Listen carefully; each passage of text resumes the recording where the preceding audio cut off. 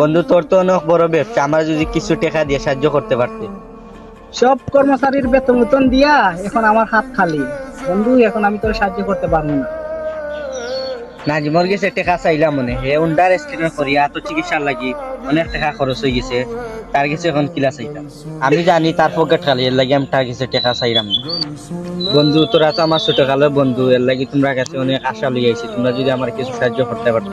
সে বুঝার আমার কাছে টাকা দিয়া দিয়েছে, তারে আমরা দিতাম। ঠিকই কইছ, অভাবে যে স্বভাব নষ্ট এটা তারে দেখলেই বোঝা যায়।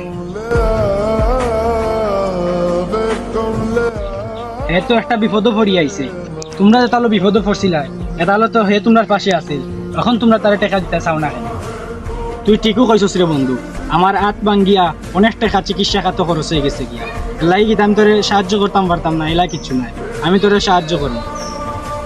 আর ওই নো ওটা বেশি তুই 1 লাখ টাকা পাইবে, ওটা দিয়ে তুই কিচ্ছু করি লাইস। ওই বা আমরা কোনি দিয়া আমরা টাকা দিয়ে দিব, মোবাইল দিলা কিনি।